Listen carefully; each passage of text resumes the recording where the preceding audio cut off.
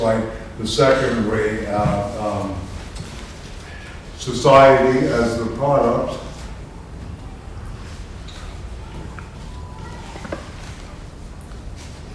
if you will, of human praxis.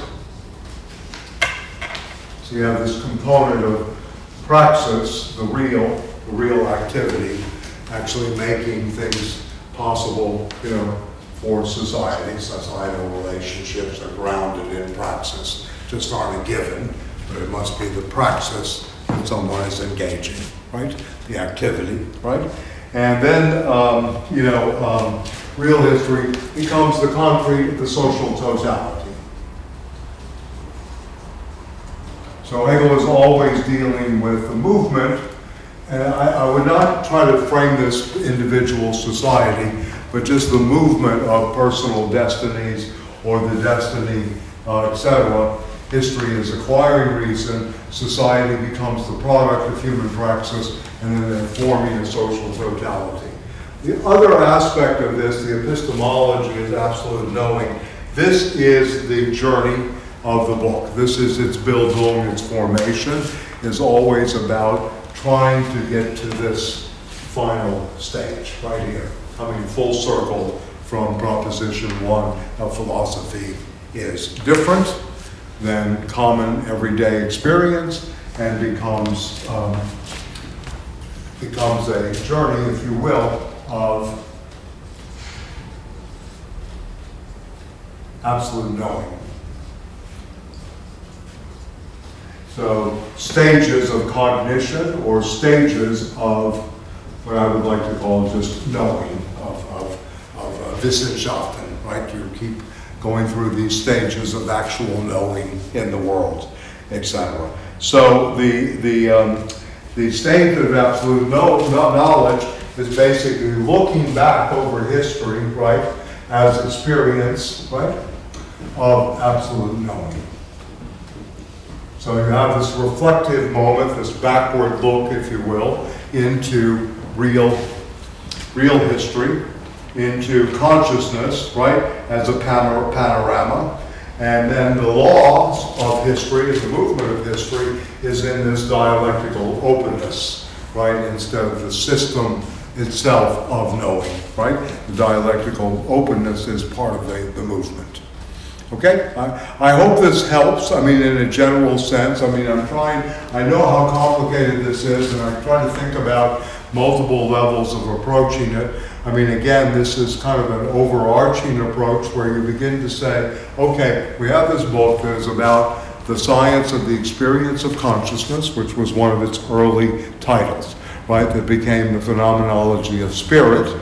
That is the appearance and the study of the appearance of spirit manifests itself in the world. What we take as spirit is another story. This German word, as I've mentioned many times, Geist, is very difficult. Some people are, now translating it as community, the phenomenology of the community, or maybe even the phenomenology of the social totality would be another way of looking at it. Giving an account of all the moments that make up the social, in some ways. And this is one of his advances. Yeah, please. In the French language, and I don't either understand. Yeah, sure. The word for experience is the same as the word for experiment. They don't have a separate word for experiment. Well, I learned that recently. Let me just say, the ancient Greek, expedie, means danger. So the experiment of the danger, or the experiment as danger. As danger. So when you talk about, when Hannah Arendt says something like thinking is dangerous, she really means thinking is an experiment, right, in many ways, right? So this is a good way of looking at that. It's not a controlled experiment. It's a dangerous experiment in which contingency is always working. So when I mean by open-endedness here, or an openness at the end, the method is that it leaves room for contingency. There is some room for chance at the end. It's not a complete closure. However, us looking at Hegel, we're in the moment of closure of Western metaphysics. The closure really is that process of absolute knowing in the history of philosophy. It is the process of the spirit coming fully force around the bourgeois revolution, right? In many ways, of which, people like Fukuyama and Kojève in a way hypothesize the end of history. And they may not be so wrong in terms of some reasons. We're still on the cusp of a birth of a new history, but we have not really transcended or gone beyond, if you will, or superseded, bourgeois revolution. And we may be coming very close to its end, and we don't know what's on the other side of it. We're really in this very dangerous zone of where capitalism has lost its mind. To put a phrase out there, Max Weber. The spirit of capitalism is an excellent book. Yeah. But I mean, even more so, it's now lost its mind. It had its mind in Luther and in the Protestant Reformation, but now it's really lost its mind. Capitalism has really lost its spirit. And you could say also here that it's lost its mind, it's lost its history, right? In a way. So we have had this end of history since 1989, the fall of the Berlin Wall. I'm just I'm hypothesis, speculating, because what we really have here is the birth of speculative philosophy. This is why Hegel is very important. He is the speculator par excellence of concept formation, new thinking, and also, quote unquote, closure to speculate on what has preceded and hopefully what is to come. Supersession. Capitalism has been superseded now for a long time, but it hangs on. Well, I don't know if it's been superseded. It's never been superseded according to Hegel and Fukuyama, and really even Marx. Marx never thought the revolution would take place in Russia in 1917, China in 49, or Cuba in 59. In these backward countries, Marx thought the revolution would take place in a highly advanced industrial society. He still may be right that it's only just coming. I think the way you think, I like this. Yeah, I'm waiting for those industrial workers. I see those old Soviet posters with the muscle, But remember this, Marx never predicted revolution in the backward countries. What revolution required for Marx, or the communist insurrection, was always an advanced working consciousness, an advanced worker consciousness, in which, and this is what Lukács follows, and certainly a lot of the Western Marxist tradition. That's maybe why they even failed. All those revolutions that you talked about and one developed the feudalistic countries, they didn't come out of capitalism. And they were, in a way, not developed enough to understand what they're working on. That's right. Well, also, part of the problem was also that they had to catch up, and they had to go through this moment of state capitalism, which someone like Stalin would call socialism in one country. Now we're seeing it's in its greatest form in China. 8 days, you can build a hospital under state authoritarian capitalism. It's not communism, it's state authoritarian capitalism with a communist party, the People's Republic of China. They were constantly being sabotaged and circled. In addition to trying to build socialism, they had to fight the entire capitalist world, right? Right. Constantly encircled, constantly sabotaging. How could they, you know what I'm trying? Yeah. They had it very hard. And relative to what was, I keep on saying, relative to what was there prior to 1917, I say they performed miracles. Under all of the, I agree. I agree in terms of cultural, artistic production, yes. And in terms of the catch-up, in terms of industrialization, that was a miracle, those plans, in many ways, in terms of which we're talking about. But again, it led to a kind of, as we know, a very bureaucratized, party, and also something that got very far away from the original impetus. Not that we should be purists, but we should create schisms within the new movement that tries to say it was successful or it was great or whatever, because it did create a lot of problems, and that's where we learn. It was an experiment. But it also practiced scarcity. The way we practice scarcity here, like we cannot all have healthcare. Or austerity. Right? It's probably better. Scarcity. But also scarcity was very much in place, which made people resent them. Okay? Like when you have, Yes. all right, you see, across the wall over there, they can eat strawberries and we can't.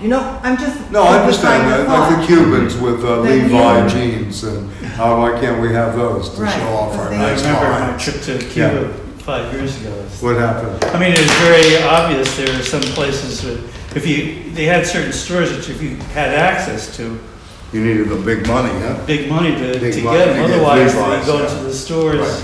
it'd be empty shelves. Right, yeah. And again, that opens up the question of, fetishism too. How powerful fetishism really is, how powerful the society of the spectacle is. How much this has been mobilized in such a way to take away from real thinking about an alternative society. And this is really a problem that we have, I think, right now. Because I tell my students, you all work under the syndrome, there is no, the Tina syndrome, there is no alternative.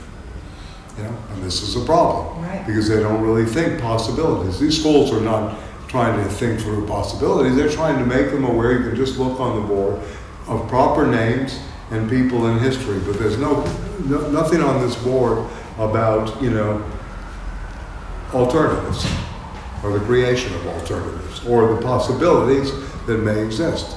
So the schools are failing in this regard completely, because the students come, they can't think outside the box, they can't think. The interesting thing, you can be in something, but you don't have to be of it. Most of the students don't even think of that distinction, that they're in school, but they're not of the school. They don't really think about this. They don't think about of the school, the missions, these kind of moments. So we're facing, once again, major problems, going forward. But I think the lesson here, in some ways, is for all this talk about its right wing to talk about the end of history, it may be the end of bourgeois history. It may be, but we have not created, in that sense, and in the Hegelian sense, we have not created what is the other possibility. We have otherwise thinking. I mean, I can go through the alternatives in philosophy. We have otherwise thinking from the Heideggerian group. We have, people that are thinking through, how do you deal with technology in a very, open-ended way. You have all these, you have many, factions that are trying to create little small spaces, but ultimately there's no party, there's no organization, there's nothing out there. So we're left with, and I mean, with all due respect, and I'm glad he won in New Hampshire, and we're having one of his people on our show tomorrow, Prosperity Marxism. If you want, we'll send you the link. We're going to be talking to one of Bernie's big people. But again, I mean, the most radical of our politicians in the electoral politics is a kinder and gentler imperialism on the foreign policy level, and someone who has domestic programs that really are embedded in a New Deal politics. So we're not even advancing dialectically at all, according to Hegel. We're really back trapped and stuck in a kind of past with the best programs you can come up with.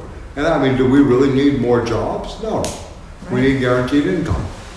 We need guarantees for people. We don't need jobs. Most of the jobs are, excuse my language, shit. We need real wages, not just. And then real wages versus nominal wages. They stayed the It's same another for thing. the Real last 40 wages and years. real, as you're on Social Security, I'm sure, you need real Social Security, not nominal Social Security raises. Right. And And we don't need to 1.9%. Give me a break. I mean, the hamburger I bought 2 years ago is 30% more expensive. My salary went up 2.5%. Yeah. And how much did healthcare go up? And how much is- Well, that's another thing. Medicare, I mean, I study this too. I mean, Medicare is now much more expensive than it was the year before.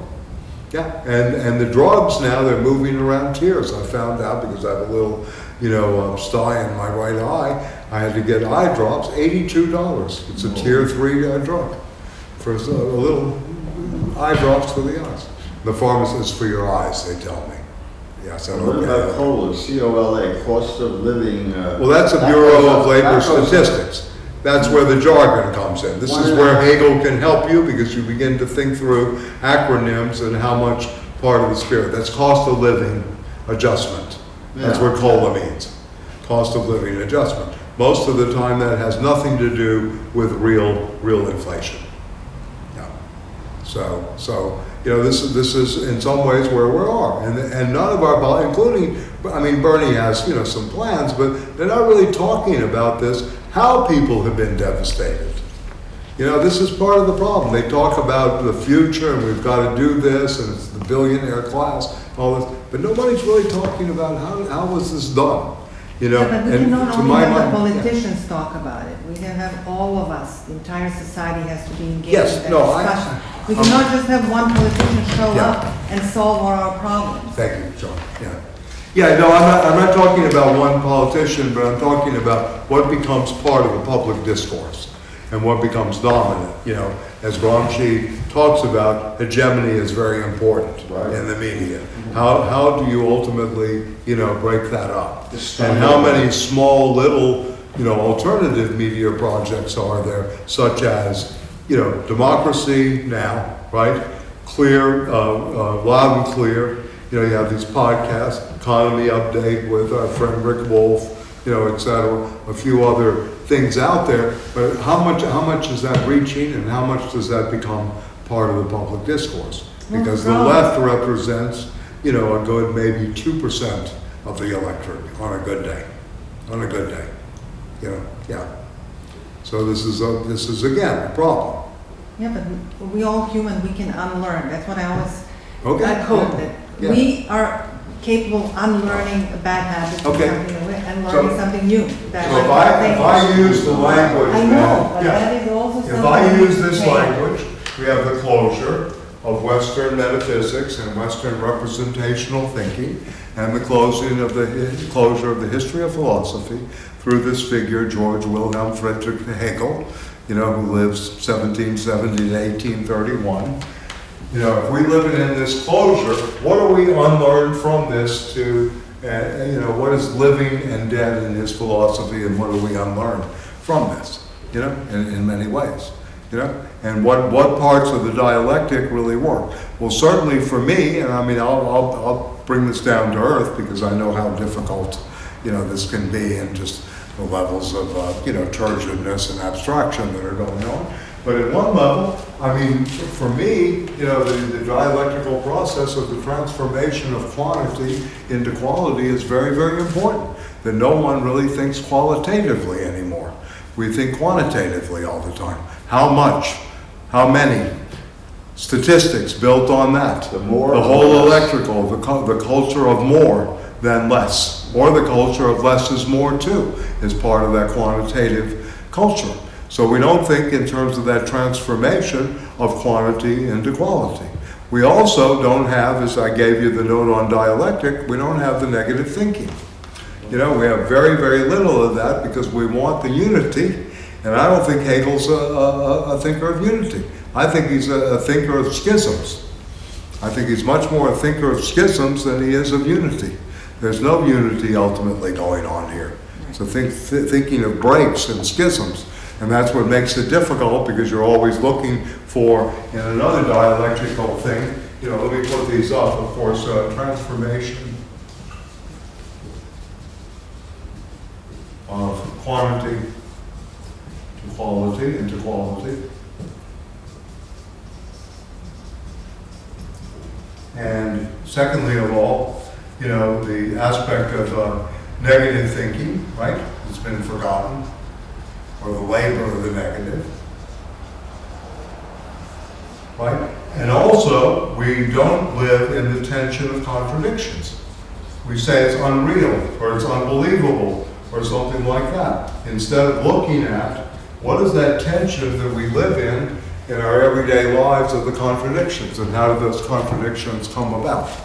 So, I mean, today's lesson, I hope, is more about, the history of the spirit that got us here, where we go, with reason into the future. Because when we use the word reason, we're having many, many levels here.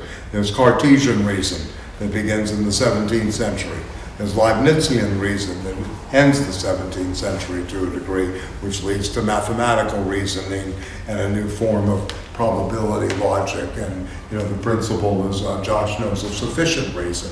Then, of course, we have the reason of Kant, in terms of the relationship between reason and sensibility. So Hegelian reason in some ways, is taking all these moments, if you will, of the dialectic and trying to make it into this openness, right, in terms of where we get to reason. And I think one of the crucial passages, and something we really have to think through today, is reason both as the giver of law and reason as the interpreter of law.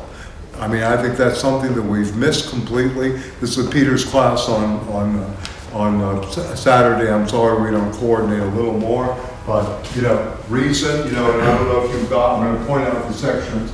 Reason as lawgiver, which in one way is a metaphor and a concept for Robespierre, the speaking of supreme reason, if you've read his speeches, etc., sans jus, you know, etc., the French Revolution, and then reason as interpreter. Right? How do we get to these levels, right? And then this relationship to ethics, the ethical order, which is basically the story, the background story is Antigone. You know, the Antigone who will defy the law of the state, and in some ways even the law of the family, in the name of something more, right? And this is interesting too. How does this play out? And is Antigone really the figure for our time, you know, in a way, in terms of the Greek? Because you have to remember, these people, with all due respect to other cultures, Hegel, Marx, Freud, Nietzsche, all begin with the Greeks. You know, they're always reflecting back on this period of the 5th to the 3rd century of Greece, you know, before when Heidegger considers the great corruption by imperialism, which is, you know, Roman in origin. Even Whitehead acknowledges something about Plato being... All philosophy is just a mere footnote to Plato. Yeah, you would think that a person like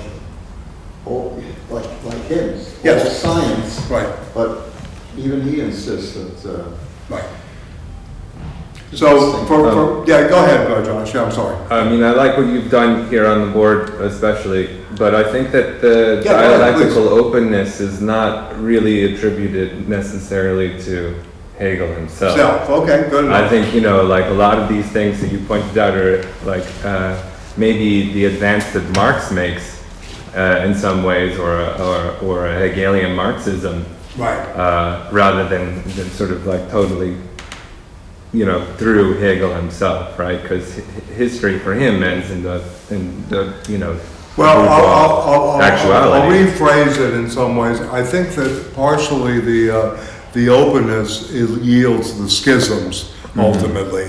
That if it just was ultimately this, you know, other category of the dialectic, the unity of opposites, right? That is happening all the time.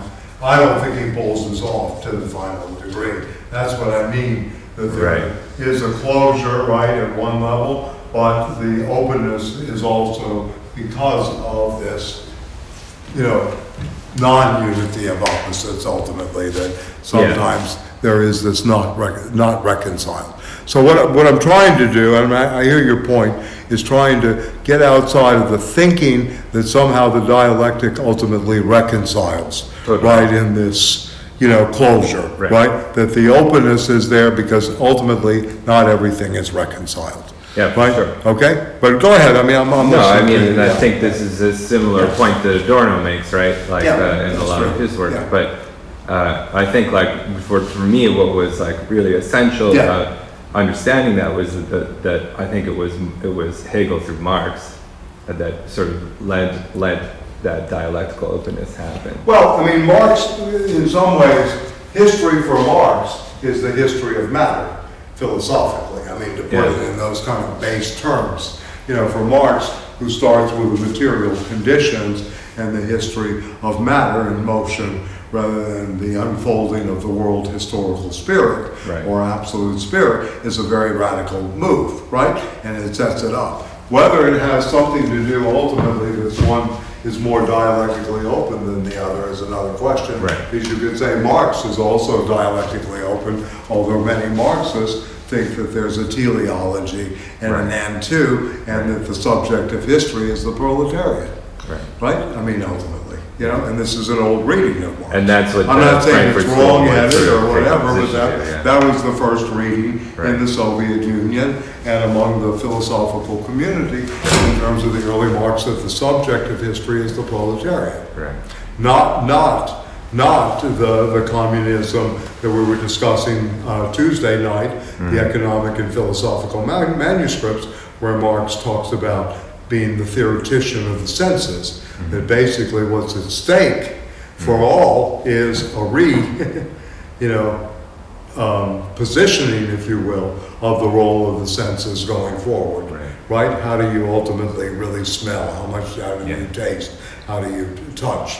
How do you see? Qualitative and the qualitative differences that one would have in a revolutionary upsurge versus that just of taking over the means of production. Although in the relations of production, these kind of matters would, I think, begin to take shape. Sure. Right? Because you're going to see differently how you produce. You're going to begin to see differently how the social totality is made.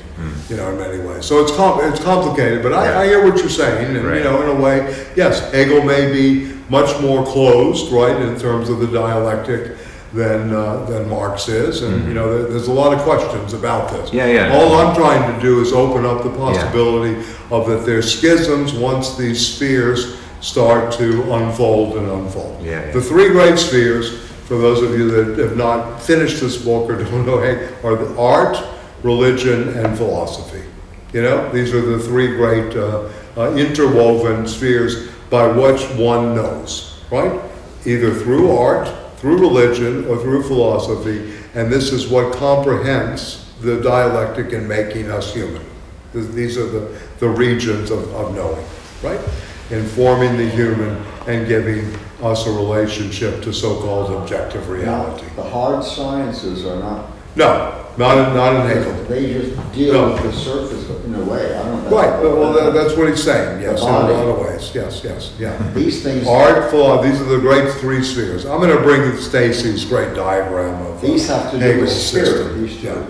Consciousness. Right? This is a spherical, circular construction, right? It is not flattened, it's not linear, it's not like Heideggerian, where you're emerging and kind of catapulted into the future. These are dialectical circles that unfold into higher dialectical circles. They're moving, in this kind of concentric way, whereas in Heidegger you're moving more as a catapult into the future, right? Very different kind of figure-ground relationship. In Hegel, the figure-ground is circular. In Heidegger, not so much. It's a very big difference. I like what we were doing the other night, where we said that the dialectic was vortex, vortex is also good for Heidegger too, and for Hegel both. In some ways. Because then it has both movements. Yes. There's a better word. It won't come to my mind. There's a better word than circular. The other for the concentricity way it moves. I don't know. No, I didn't. It won't come to my mind. But if I say it, I don't know why. It's all right. Like not circular, but like this. What is that? Not Like a spiral? coming back. Well, spiral is also what's going on. That's the word. spiraling effect is really going on. Spiral. According to Hegel, the dialectic moves in a spiral way because, again, the Aufhebung is retaining, suppressing, and moving to a higher plane. You're transcending as well as retaining simultaneously. And again, this has been criticized by the anti-Oedipus group and others as being too pious. Right, they think there's too much religion left over there. But yes, the spiraling, and in this way. So but I mean, what I'd like you to get here is that there are multiple levels going on all in one. There are multiple registers, if you will. There's a register of epistemology always happening within the process towards absolute knowing, right? And this has been taken up by many people about how is Hegel's epistemology to work, and I can give you the names. Bob Pippin, certainly Terry Pritchard, the Pinkertism has gone this way in some ways. Pinker wrote a very good book on the sociality of reason, how reason becomes the social itself. Everything has its reason, as we like to say. Well, that's true, but we don't really look at that. What is the reason for Trump?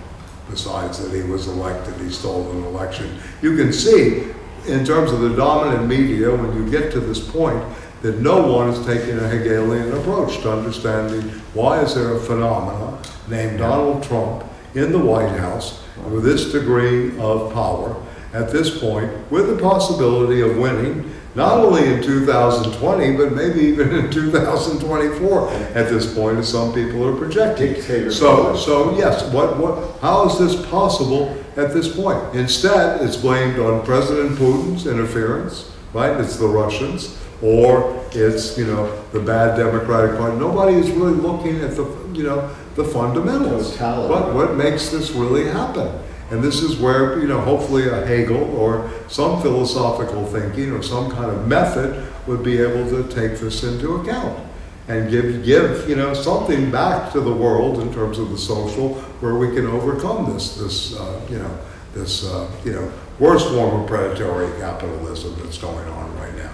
He's not only against everybody that's not like him, he's against the elderly, he's against the sick, he's against the downtrodden, he's against, and it's vicious. It's vicious, the attacks. Predatory opportunists. Yes, right. So this is something that we hopefully could learn. But the problem is that for philosophy, and especially in analytic philosophy, you just look for reasons in the wrong places, instead of saying, how did this spirit, this history of spirit, and this history of matter, if you want to be Marxist about this, how did it come to be? Because if we understand how it comes to be better, we understand where we're going, or what to guard against, in many ways. And this to me seems to be a much more important task than just saying we got to beat him, in a way. Because what you have out there, at least to my mind, and I don't really find it to be challenging nor progressive, is you have a battle of left and right populism. You have Trump on the one hand that has captured the right populism, through an attack on political correctness, everything that's gone on in terms of identity politics. He has all these things down. He knows how to speak viscerally to that group, as well as the religious fundamentalists, etc. Bernie Sanders has it in terms of the people who have suffered somewhat from this, and also by attaching himself to the youth. And I've said this to Josh, this is the first generation, at least in my memory, really, since the punk generation, if you will, that has no future. There's no avant-garde. There's no future. At least the 1980s had the punks and a little bit of, rebellion. Yeah. But where's the rebellion today from the young people? Although it's in isolated little point. So you've had an avant-garde really since the French Revolution, always, that led the way. But where is it today? It's a populist uprising. It's not especially, an uprising that has a theoretical and, or a theoretical practical avant-garde. So these are, I think very serious questions, for one's, not only one's everyday life, but also for the social totality. Where are we going? But I would argue that even in the 80s it was fake avant-garde. It was not really. It was so taken over by the, liberal capitalism that it was just all style, it became very easily co-opted, whereas the artists of the 50s and the 60s were a little better with that, not having to co-opt it. And a thinker like an Adorno would make the negative dialectics very difficult to penetrate because he didn't want the thinking to be co-opted. So when you get, troubled by a book like this, think about this, that you're also reading into this German police spies, French police, the academic police, all of this is going on, and he's trying to code it in such a way that it gets over and, that someone's going to pick up on what's going on, into the future. So, anyway, please. The French Revolution, before it was compromised by all kinds of things, was, the way I see it, and I get in trouble for saying this or people frown at me, when the Judeo-Christian mythology was replaced by the cult of reason, I don't think that cult of reason is something shallow or something transient. That's something that is needed. You have to Well, be that's very exactly clear. what Hegel is engaging in the reading for today, is that cult of reason, which you Yeah. bring up. Yeah, it's exactly what he's doing, the history of the spirit. That's why I began here, the history of the A new spirit of the calendar, revolution. not Yeah. BC and AC, Right, and, right. but that's so radical that even radicals can't deal with it. Right. You know what I'm trying to say. I don't want to sound, because I mentioned. Oh, I don't mind Robespierre. No, yeah, I know, but I mean, because the Judeo-Christian way of thinking, it pervades even the left, in a way. I mean, our kind of left. Well, to me, the problem again is Marxism There's no became dialogue. another church.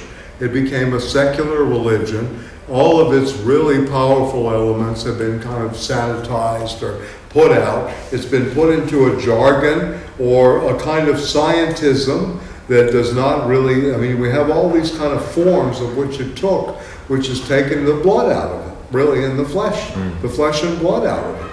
And this is, again, part of the problem, you know, and we have nothing but 30 years of a suppression of this in a really active and talkative way, which is another reason there's no avant-garde or no critique, and why young people flock to, you know, left populism instead of, you know, trying to think through things. You know, I'm not saying you become inactive and just think. That's not the idea. I'm talking about thinking as acting, acting as thinking in the world. And this is not really happening in some ways. It's not really, you know, just holding up signs. You know, even John Lennon knew that, carrying around pictures of Chairman Mao aren't going to make it with anybody anyhow. You know, this is not the level we should be at this point. We're much too far evolved. We have too much knowledge, you know, and thinking and theory to be involved in this. But part of the problem is the thinking is so far away from what's actually going on or where people are in order to accept it. So Cultural lag, I Yeah. like that term. well, maybe, I mean, I don't know if it's a cultural lag or you have to look at the failure of the institutions there too. Theoretical lag, Right. there's a disconnect. Right. Well, nobody teaches theory in the schools. That's another thing. Well, I was a student in the 80s and the 90s, and we had the same exact, where is the thinking? Right. It was Well, we're back still then there. also. That's to destroy thinking. We just hope we don't have to run the street.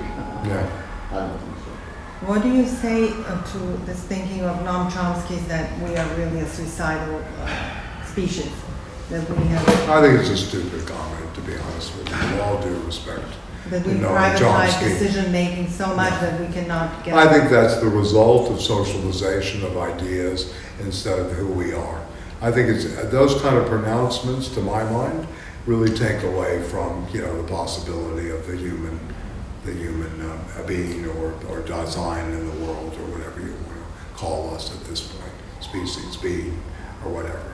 Because what it does, it closes off any possibility of change.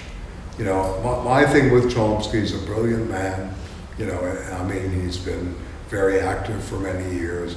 But to me, he could have done us a much more better service by looking at linguistic codes changing and how people are washed by certain kind of semantic shifts, the use of shifters in media and New York Times and other places, the media itself, and show that scientifically so that people could be aware of it. That would have been worthy of Noam Chomsky's mind in some ways, than these kind of pronouncements that Well, we're now that suicidal because we're privatized so much. No, because we have nuclear weapons, we have climate change, and we self. I tell you what, I'm of course very alarmed by climate change. I certainly understand the threat of nuclear warfare, but I'm really with Mao on this. To me, these are paper tigers that keep people away from the real everyday, you know, crucial bread and butter issues. To my What's a mind. paper tiger? The paper tiger, like Mao used to say, when they say, you know, nuclear war is a paper tiger that they throw out at us, and, you know, so, I mean, the climate change, of course it's for real. Of course the threat of the doomsday machine is there, of course. But the problem is if you're always thinking at that level only, you're not thinking in terms of these everyday struggles, where people economically cannot make it, where there's a predatory capitalism going on that's exploiting getting people to worse the and max. worse. People are asleep, they're docile in all of this. These are the real questions to me, going forward. Yeah, you're not going to mitigate. I mean, what are they going to do on climate change? You read the New York Times today, you're going to start seeing carbon taxes, right? And the new carbon futures market. It's already all over the business page in the Times. If the New York Times is putting this out, this has been laid out by Goldman Sachs and other companies to bring to the Green New Deal the minute that that issue becomes before Congress. We're going to need this, we're going to have to do this, we're going to have to do that. To me. But we have So, also yeah, go ahead, start talking I'm about listening. things Yeah. like, because I'm an architect, so I'm kind of Yeah. like more into the built environment. Yeah, And to me, the lack of discussion on how do we tackle plastics, the accumulation of plastics. you destroy the manufacturers, You destroy the manufacturers, but you also have to just like engage fossil fuels. in science of what do you do Right. with existing plastics, Right. that we sit on top of, Right. right? How do you deal with the existing CO2 that we create? Those are actual Well, that's a problems that real we problem. can Yeah, I agree. engage our human potential to Yes. tackle. Yeah. And it's not coming from anywhere. Kids in science don't learn and discuss this. Right. It's I not understand. touched. I understand. Whereas we can completely reinvent even our human thinking if we focus on how do we tackle these problems, Right. rather than what is going to be our next creation. Like, what are we going to come up with that's going to be a new technology? Well, I'm not so sure that the new technology is the answer either. Right, but that's that's where we're going. Yeah. That's Silicon Yeah. Valley. I don't understand where Chomsky's comment comes from, to go back to that, about Because it's suicide. also a social practice, right? Like Yeah. it's foreclosing on the possibility of changing Yeah. the way we relate to one Right, another, right, which is that's always true. untrue. That's Right. going back to this foreclosure of the categories, right? Yeah. Yeah, but I guess what I'm trying to argue is that this is not a new condition, that we are now stopped thinking about things. We stopped thinking when we designed the nuclear weapons. That's when we stopped engaging in the avant-garde. Because we allowed that to happen without any discussion. Well, there was a discussion. I mean, it's not the question of the discussion. The question is where's the power? I mean, this is always the question going forward. I mean, how do you confront power? Right. It's not a question of the discussion. And Anselm Kiefer does all kinds of interesting stuff about nuclear fallout and, bombing. And we have many horrific, paintings and, sculptures that talk about that have spoken to this by the artists who usually are the antenna of the race, the poets, the painters, the sculptors are, thinking beyond the musicians. We have many,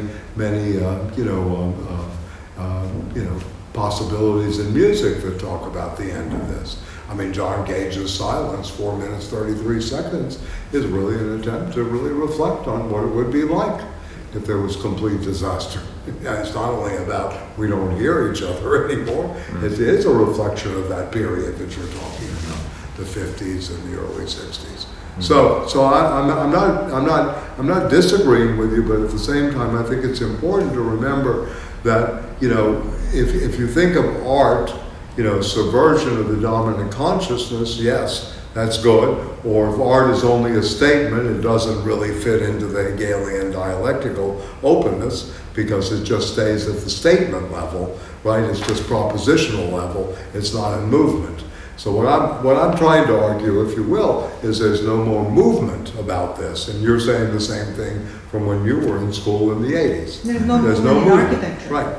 And there used to be. Right. The 40s. So you have this recycle, but this is, I mean, I'm sorry to do this, but I think it's important to read. If you read Walter Benjamin's The Age of Art and the Age of, the work of art, Yes, the Kunstwerk and the Age of Technical Reproduction, one way of reading that is that capitalism hits a stage where all it can do is recycle images and forms because it's run out of its imagination and it no longer has that capacity.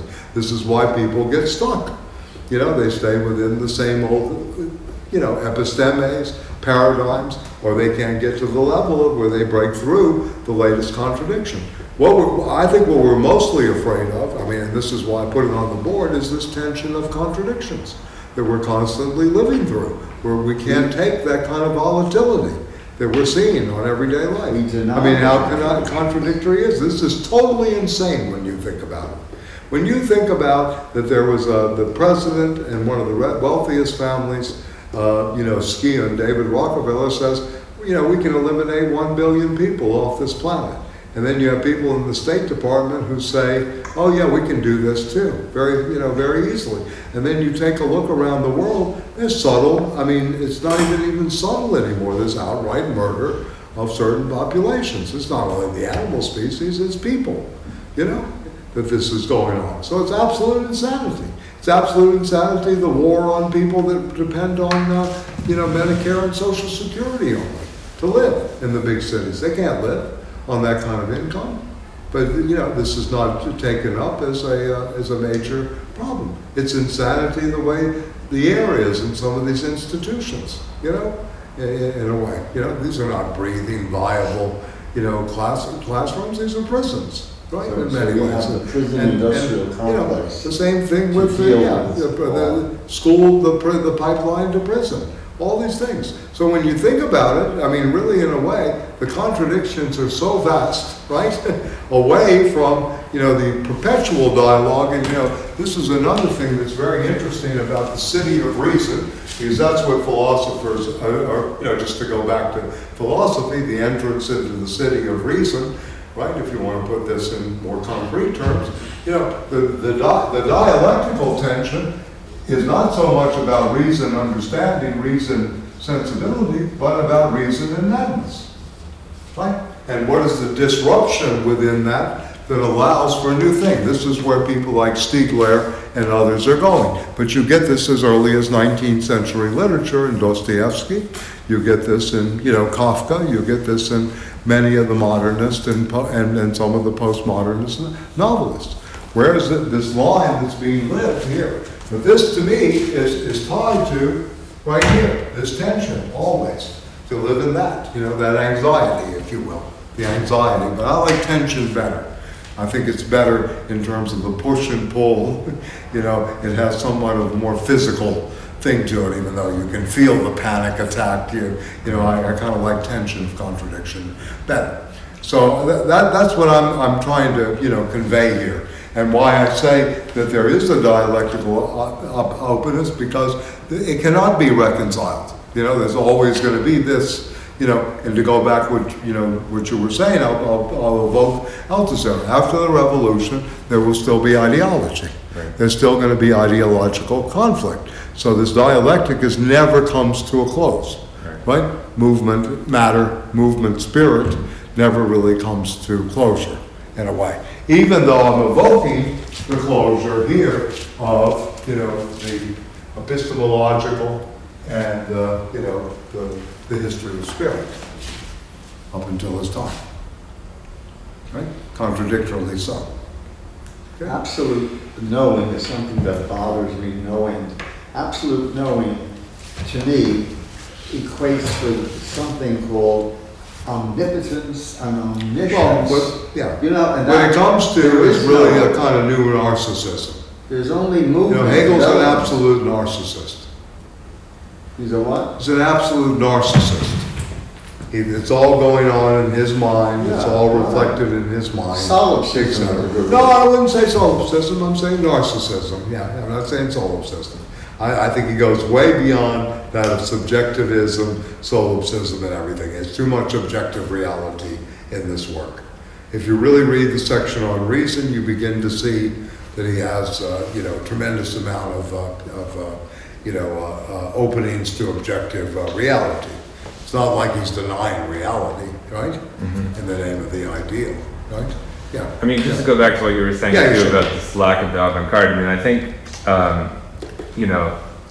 to me, what's really interesting right now is that there doesn't seem to be a very active kind of criticism that seems to be able to produce new categories of thought anymore. And like what really came out of Hegel and Marx, his critique of Hegel and Yes. Kant, this whole tradition is that it was a process of critique that was productive. Began with critique, as you say, Yeah. which literally from the Greek word kleinen means to separate out. Right. And crisis too, which we And were talking crisis about the too other is, day. Beautiful yeah, sentence. exactly. Which is Marx, his philosophy in a sense was intimated by crisis in a sense, in It's so a many ways, philosophy of crisis. but right? also critique. And who simultaneously. creates the crisis? It's Yeah. not the working class, it's not you and me. The Yeah. crisis is created by the capitalist class. Right. Capitalism and the elementary manifesto knowledge. The Yeah. revolution, they will revolutionize production. They will revolutionary forms of exchange. All Yeah. these things. That is your bourgeois class, this culture, that we're referring to in Hegel. And I think, for me, part of the interest in for philosophy right now, Yeah. why it seems so, why there's such a hunger for it is because there isn't this kind of, active criticism anymore. It's just sort of a criticism of taste in a sense, It is a criticism of taste, and it's a criticism too that we're still in the pre-experiential. We're Yeah. not really experienced. Yeah, That's another thing too. We're not really going back to Marx. And Yeah. I'm going to give you next week the pre-experience. I just put the pre up. We're pre-experiential because we're afraid of the danger of that experience. yeah. Right? That's true. So we pattern most of our behaviors now on prior, knowledge, prior experience. We have our antenna up, so we don't take risks. Yeah. This is where risk is. Risk is in this. The real question is, what is the risk? Not the reward, right? We don't want to do this like the capitalist does, where it's a risk-reward management or it's risk management. The question is, where do you lay the wager down? Yeah. What's the wager? Sartre would say at the end of his life, the wager is on man. They asked him, he sound like Pascal. He says, no, but my wager is on man, not on God. Right? Where's the wager today in terms of the future? That's really the question. And is it among the youth? Is it among the Sandinistas who are going to, the minute it said, let's say he wins. I promise you, 9 months, 1 year after that, you're going to see defections like nobody's business from disappointment, and we didn't know it was this tough to get in here. I mean, to me, the left, always the problem has been creating its own formation and its own party. This is really the crisis here. We have always relied on a kind of wish fulfillment within electoral politics. It's going to be the squad, the 4 women in the House. It's going to be with Bernie Sanders. It's going to be this and that. The left in this country never coalesces. The right, you have the lockstep unity. Yes. Look at all the right is non-Hegelian. Republican congressmen. They could sing that song, Patsy Cline, "Stand by My Man." that country song. Yeah, it's been Stand used by in the Your Man. movies Well, they also. stand by their man, 100%. And we, of course, that's the risk of thinking. We who think for ourselves, we tend not to coalesce. We tend to. Well, again, that's why I'm Individuate. saying Hegel is the Individuate. thinker of dialectical openness because the schisms always remain. Yeah. There are no schisms with Trump. Look at the vote on the impeachment.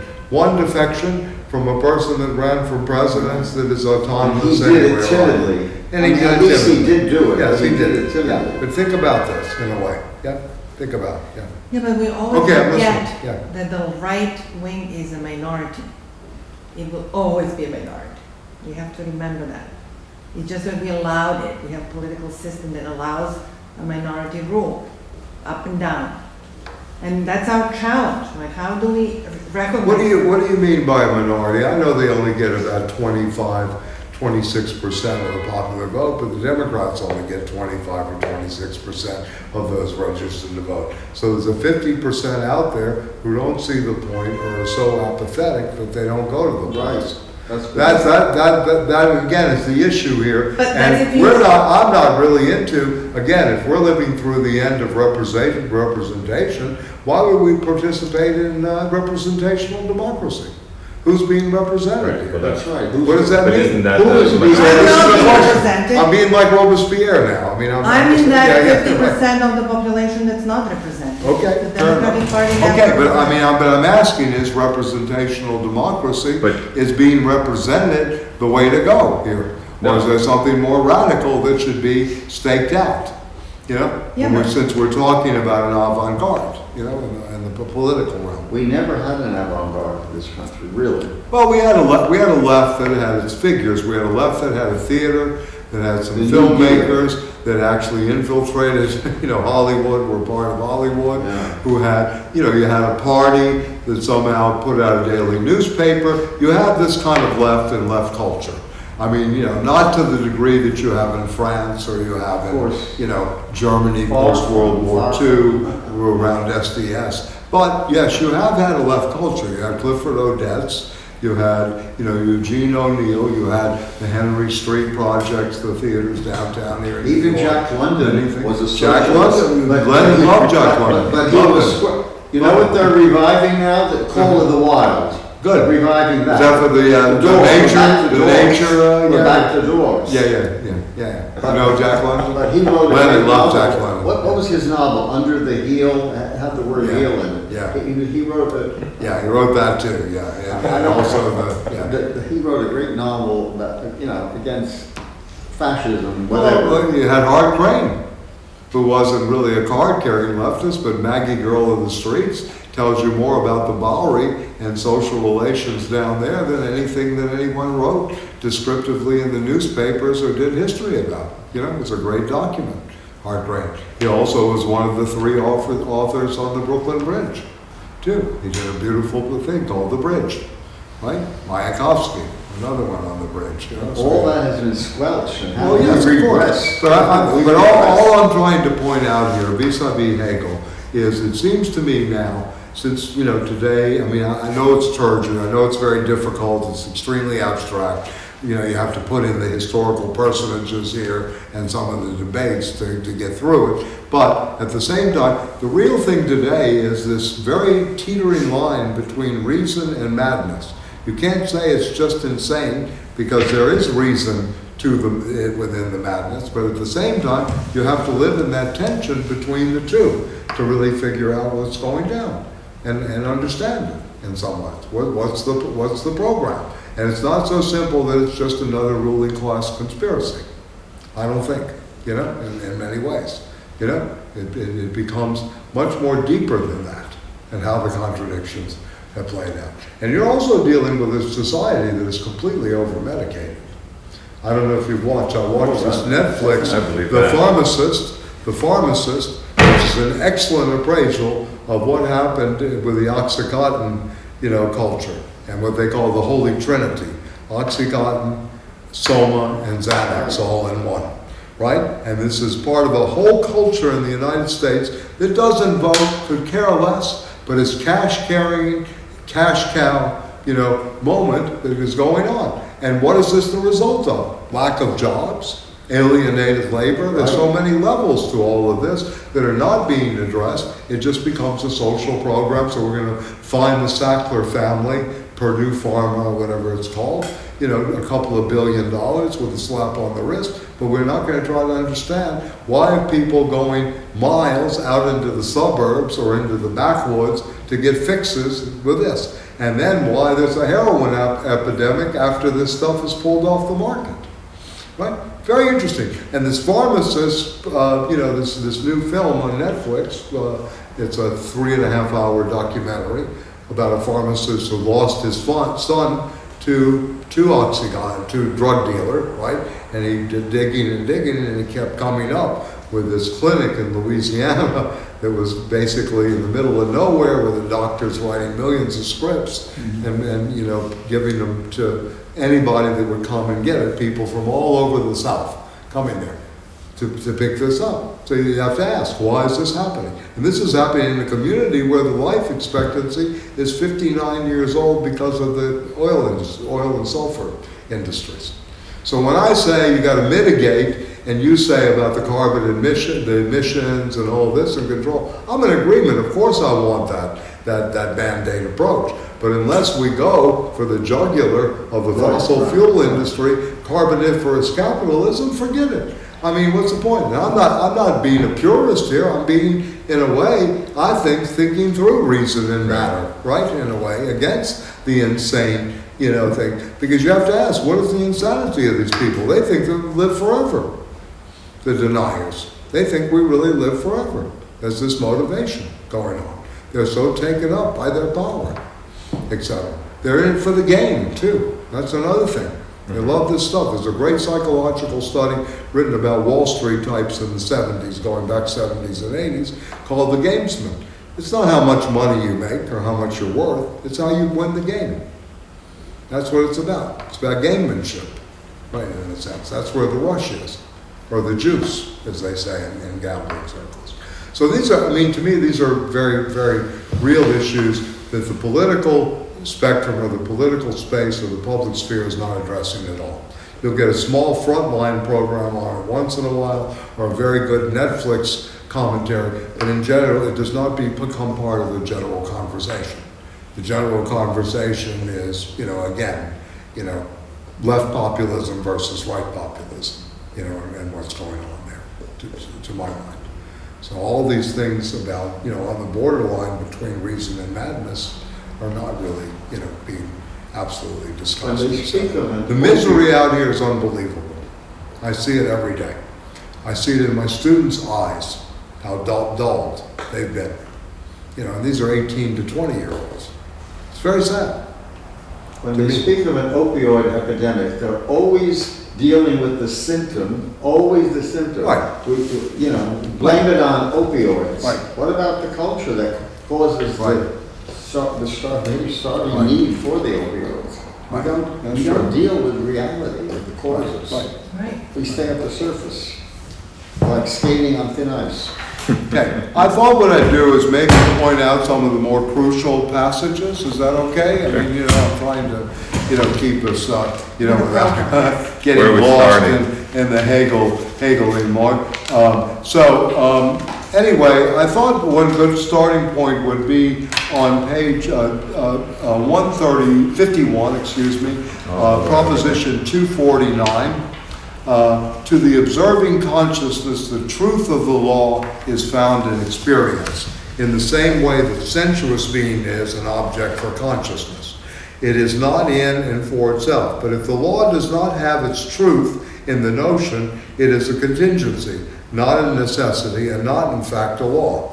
But the fact that it is essentially in the form of the notion not only does not conflict with its being accessible to observation, but rather, for that very reason, gives it a necessary existence and makes it an object for observation. The universal, in the sense of the universality of reason, is also universal in the sense implied in the above notion. That is, positionally, that it is for consciousness, that it displays itself as something present and actual. In other words, the notion displays itself in the form of thinghood, right, and sensuous being, but it does not on that account lose its nature, nor relapse into an inert subsistence or an indifferent succession. What is universally valid is also universally effective. What ought to be, in fact, also is, and he's dealing here obviously with the conditional of Kant, the O and the ought, right, the ought and the is, right? And what ought to be without actually being has no truth. The instinct of reason, or the drive of reason for its part, rightly holds firmly to this standpoint and refuses to be led astray by figments of thought which only ought to be. So the whole proposition that's unfair has no meaning to Hegel, right, in this context. It's just an abstraction that has no meaning at all. It has to be, quote unquote, within, it's part of the ought, it's not part of the is that needs to be observed. And his oughts are credited with truth, although they are nowhere they're met with an experience or by hypotheses as little as by all the other invisible entities of a perennial ought. For reason is just this certainty of possessing reality, what is not present for consciousness as something existing in its own right, i.e. what does not appear, is for consciousness nothing at all. Okay? So, you need the law, right, in some ways, as a notion to be able to see the law with observing reason, right? You're observing reason. You're not yet in the discourse of reason. You're in the position of observation, right? You're not in the position of actually being in reason yet here, right? But it's presupposing this with the law, right, in many ways. So he'll go in on the, just to go a little further, because what I'd like you to see is in these passages is the relationship Which between proposition is this? 251, to go on to 251. I mean, yeah, I go think ahead. that's an interesting thing for now because, Right. Yeah. you know, we have this sort of Yeah. backlash against structuralism in a sense, you know? Yeah, And like you need that moment of invariance to pose against it, you know, variance Yes. ultimately. absolutely. And this is kind of what we're missing. This is that avant-garde moment again. Yes, again, You know. yeah. We We have very don't have little that of this. strong critique. We have of it. all the ought to, right? Yeah. But we don't have the is, Right. in a sense. And, you know, this is what the problem is, the predicate is missing. The material predication is missing in most of the analysis and most of the movements. Yeah. So what we end up with is the ideal it ought to be, right? We're thinking in that direction, right? Right? So if you're going to go beyond the Tina syndrome and say we're going to pose alternatives, it has to be the is. Right. It cannot just be outside, you know, it ought to be this way. Right. It ought to be something different, etc. You know, this is the part of the problem with the slogans like the 1%, in my opinion. It says in the ought to, Yeah. you know, and too much, you know, instead of the real analysis of what a movement would look like. This is a very Marxian proposition. Yes, no, he's very Marxian. Yeah. Yeah. Or vice versa, but. Yes, right. Yes, that's right. Yes, it is. It is a very Marxian proposition, right? Right? So let me just go down. Because the law, page, proposition 251, the law is at the same time in itself a notion, right? The instinct of reason. So if you study law, you should study the concepts of the law, the notions itself. The instinct of reason in this consciousness proceeds to refine the law and its moments into a notion. It does this of necessity, but without knowing that that is what it aims to do. It puts the law to the test of experiment. The law, as it first appears, exhibits itself in an impure form, enveloped in single sensuous forms of being, and the notion constituting its nature is immersed in empirical material. In its experiments, the drive of reason sets out to find what happens in such and such circumstances. The result is that the law seems to only be more immersed in its sensuous being. The inner significance of this investigation is to find the pure conditions of the law. This will work, you know, in this course we're doing right on Saturday. Yeah. And this means nothing else, even if the consciousness expressing its meaning in this way were to think it meant something different than to raise the law into the form of a notion and to free its moments completely from being tied to a specific being. For example, negative electricity, which at first comes to be known, say, as resin electricity, and positive electricity as glass electricity, these, as a result of experiments, lose altogether such a significance and become purely positive and negative electricity, neither of which is no longer attached to a particular kind of thing. And we can no longer say that there are bodies which are positively electrical and others which are negatively electrical. It's good, yeah? I mean, good analogy here. In the same way, the relationship of acid and base and their reaction constitute a law in which these opposite sides appear as bodies. But these separated, detached things have no actuality. The power which forces them apart cannot prevent them at once from entering again into a process, for they are only this relation. They cannot, like a tooth or claw, remain apart on their own and as such being pointed out. The essential nature of theirs to pass over immediately into a neutral product makes their being into a being which is implicitly superseded or universal. Acid and base have truth only as universals. Therefore, just as glass and resin can well be positively as negatively electrical, in the same way acid and base are not tied as properties to this or that actuality.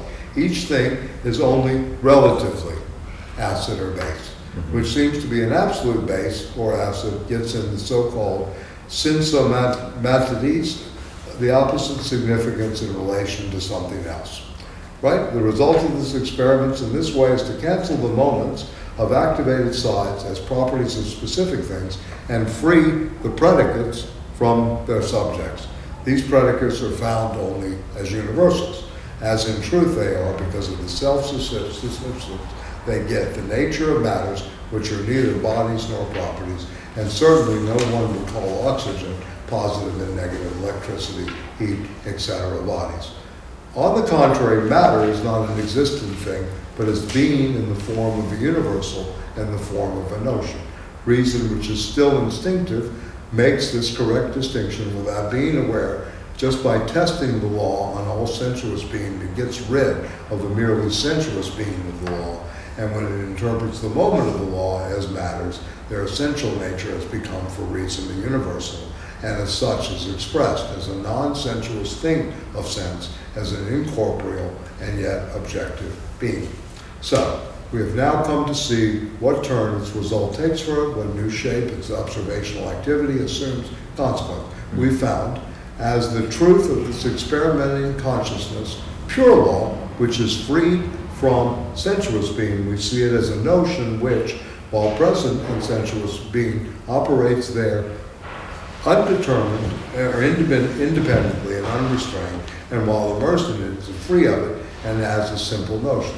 That's which in truth the result and essence of its activity is now present to this consciousness itself, but as an object. Since for it, the object is not a result and is not connected with the preceding activity, it presents itself to consciousness as a producing particular kind of object, and the relation of consciousness to it appears as a kind of observation, another kind of observation.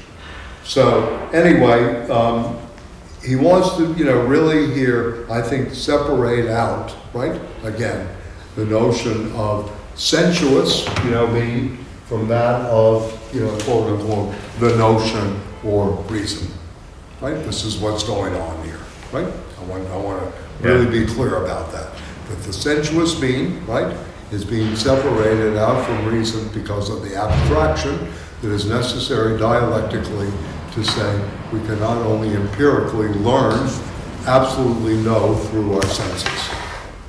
We need this category. What were we going to say? I mean, Marx repeats that, right? Basically. Yes, he does. He repeats this. Is this section is the theory construction ultimately? It's what? I'm sorry. Like theory construction.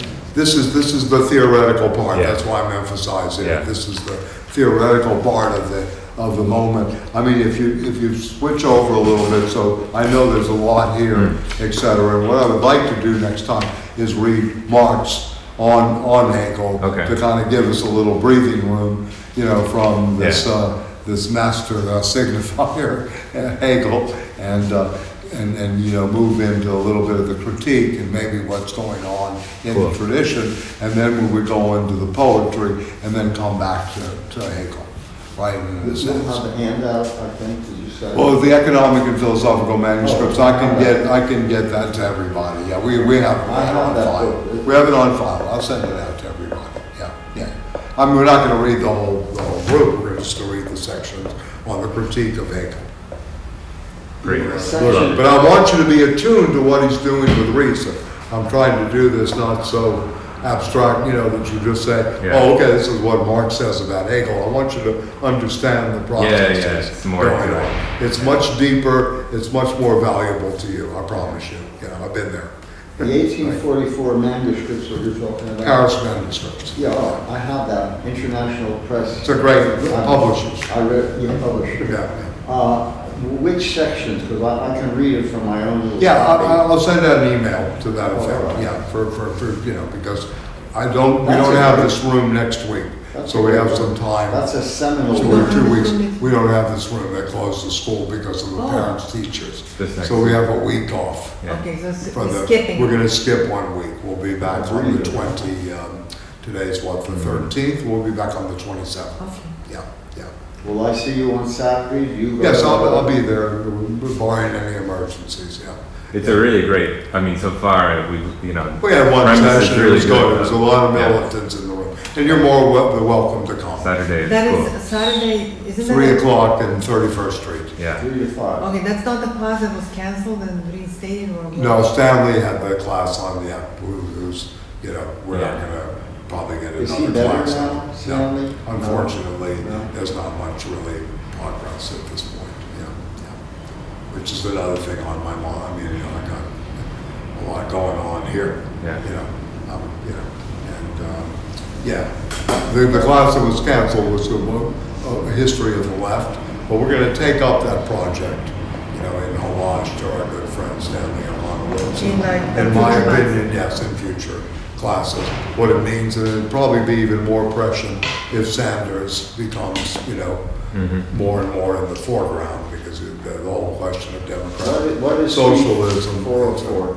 Is that a larger room or what? What's that? Which Sorry? is 404 where it That takes one place? that- In the law. Oh, the law, Is it it's large a enough? seminar room. Yeah. It's Oh, very oh, all nice. right. Yeah, it's very nice. It's a seminar room. Yeah, Josh has been. I can. It's get very that nice. Very easy. I think you would like it with this. Yeah, you would like it. It's a good more group. like Yeah, Just right around You the know. corner. politics. yeah. And that one is, you, Saturday, 3 o'clock till you will 5. also be, the following Saturday? I probably will be there. Yeah. Yeah, this Saturday, unfortunately, I'm out of town, but Okay, the following, yes, I should be there. Yeah, the 22nd. Yeah. It's good because the readings are very good. They're concrete. Peter's very good at numbering, thematics and you try to work from that. So people like that. It's a more textbook. I mean, me, I'm more. He's publishing a new book, is he not, on alienation? According to. No. Yeah, where did that- Alienation. No, is he with someone else? I read that. No, we're earlier. doing techniques of servitude. Oh. Myself and Peter and Bruno. He mentioned something about the mania of naming. Oh, about dogs, yeah, we know, he's talking about dogs. Oh, that's his project, and this thing about the dogs. Me, I can take or leave the dogs. Yeah, I saw Mondo Cane, I already know it's a dog's world, back in the day, yeah. So, but let me just point out a couple of other things here. I won't keep, I know it's hot in here tonight, I feel warm, it. yeah.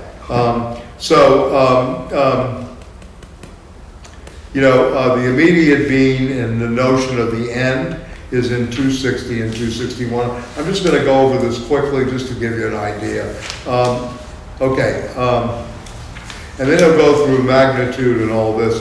What I really want to talk about is and remember, this is about organic law in the beginning, and of course, what's What does that happening. mean? What is organic law? Well, about how the organs work, how the organism works. Process and reality. Yeah, process and reality. Yes, exactly. Yeah, right. So, he goes into, on page 172, this is from the general object, the relationship of inner and outer has to be considered in its own proper sphere. So he talks about this vis-a-vis specific gravity, and that goes on for a very long time.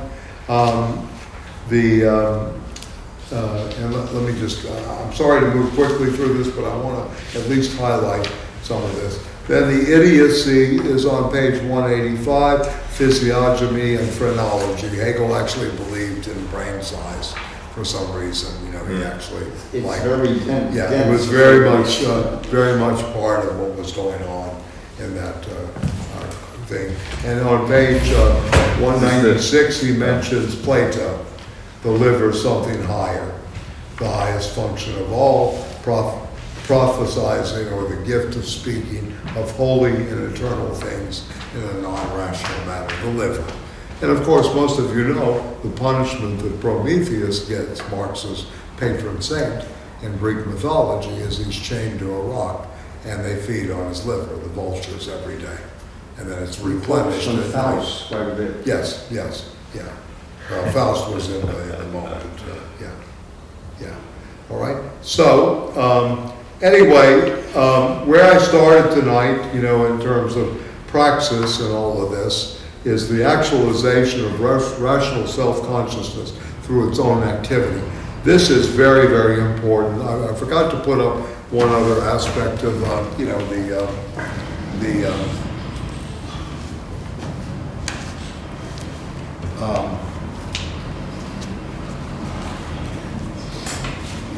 the thing itself.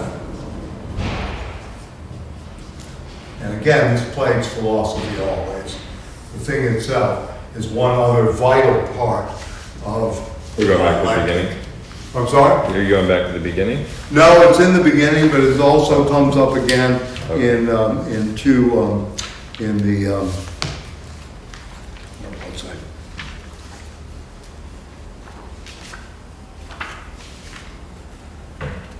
I'm sorry. The critique of Kant, are you doing, or? No, it is, yeah. I mean, I'm looking basically at the section, yes, on actualization of self-consciousness and through its own activity, through praxis. Oh, well.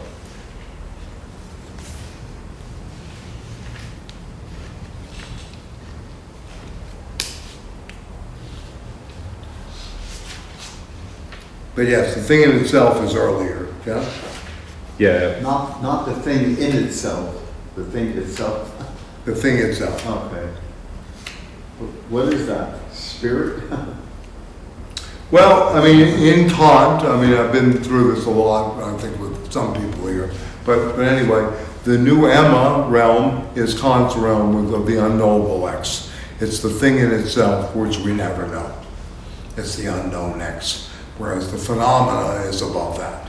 So you always have in Kant these dual registers of that which cannot be given the category, that which cannot be put in to the table. What's the difference between noumenon and phenomenon? Well, noumena is it stays in mind, but it cannot ever appears. Pneuma comes from nous in Greek. The pneuma realm is something that is there but cannot be seen. It's an appearance, versus the phenomena is something that can be seen.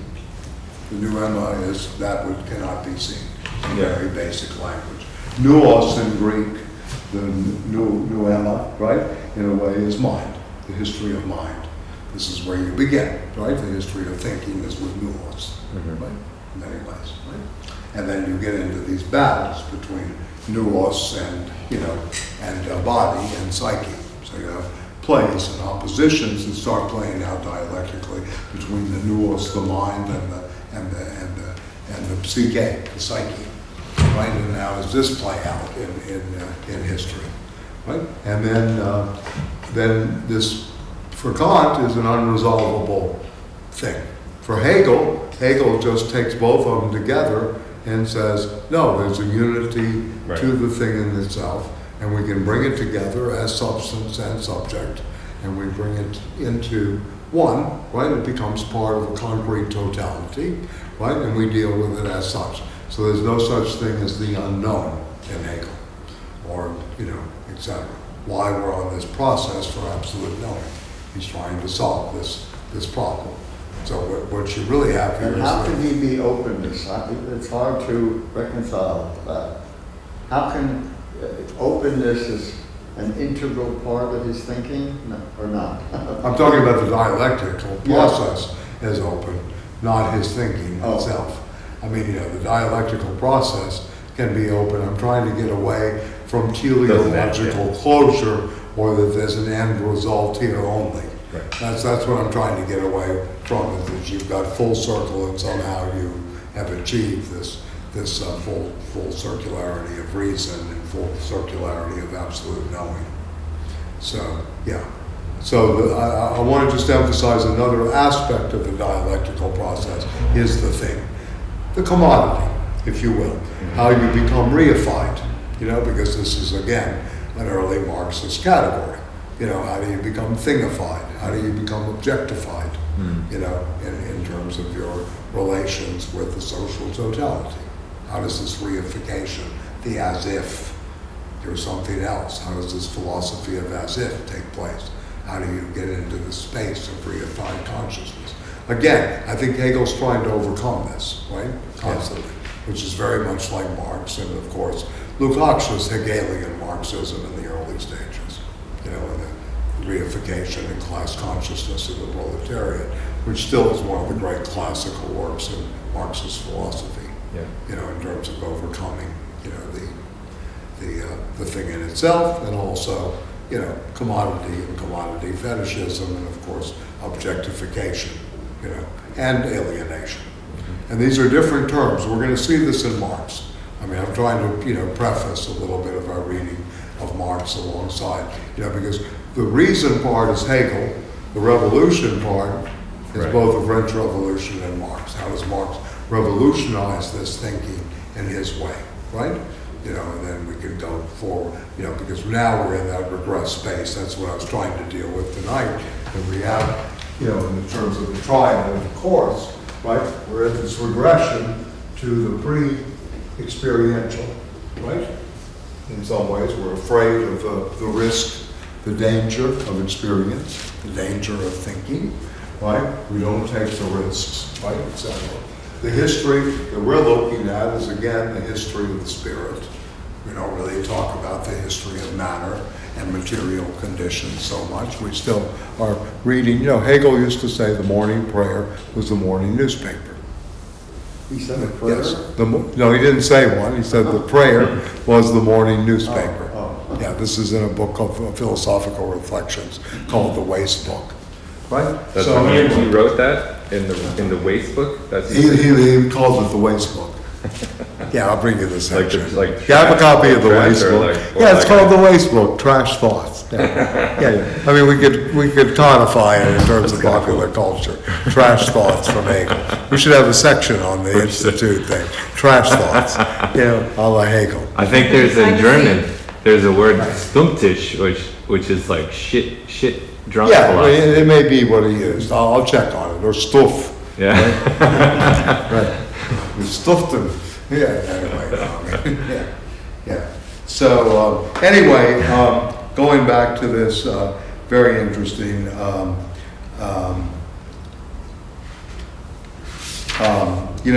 pleasure and necessity on page 217, very important for the psychoanalytic, and pleasure and necessity and how that works in history. I think a lot of this is very poorly translated. I can tell. I mean, you can look at my thing. I'm correcting words almost in every sentence. I mean, nothing but marks in the margins on this, unfortunately. But about individuality and now, I wanted to say another thing. The law of the heart. Hegel is against the Rousseauian notion of the noble soul. So in some ways, he's more advanced than a lot of the Rousseauian Marxists who believe in the good of man, so to speak, right? Or the noble soul, the Bellon. Oh, yeah, you know this term, right? Yeah. The term of the Bellon. This is in Rousseau, the noble soul. That who rises that above. Like Rousseau. It is Rousseau. Yeah. So Hegel is arguing against the law of the heart versus that of the law of the reason. So this is a reproduction, if you will, around Pascal and Descartes, as well as I was thinking all along of the heart has its reason. Right. Well, this is reason what will never fathom. Referring to. So you don't vote the heart, you don't vote the sentiment.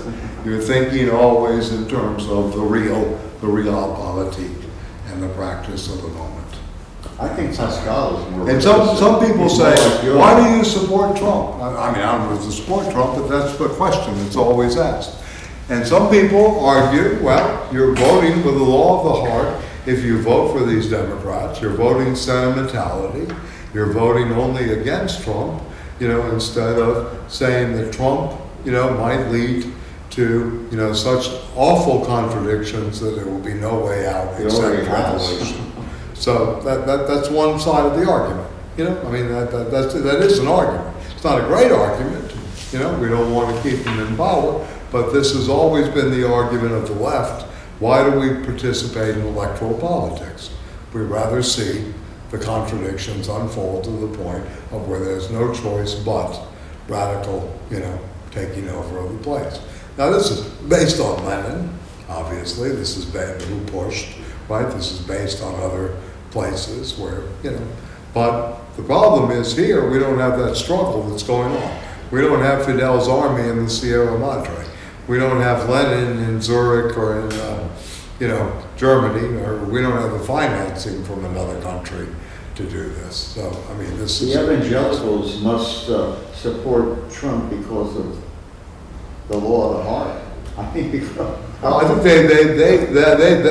a law of faith. They're not even Kantian, much less Hegelian. No, these people are living in feudal society. Part of our problem, you opened with feudal society today in these countries. We have regressed back to a feudal nominalism here in this technology, in this era. We're not so advanced. The regression is so deep in my book. How can I be in a classroom with 35 students, 15 are Afro-American, and no one's heard of James Baldwin? And these are 19, 20-year-old college students at a second or third tier university, depending on which, statistics you use. How is this possible? There's certainly not dialectical thinking going on. There's certainly not teaching going on. I laugh when these high school teachers go for contract negotiations. For what? They don't teach anything. They teach to the stupid tests. In some ways this is progress, but it's no progress at all.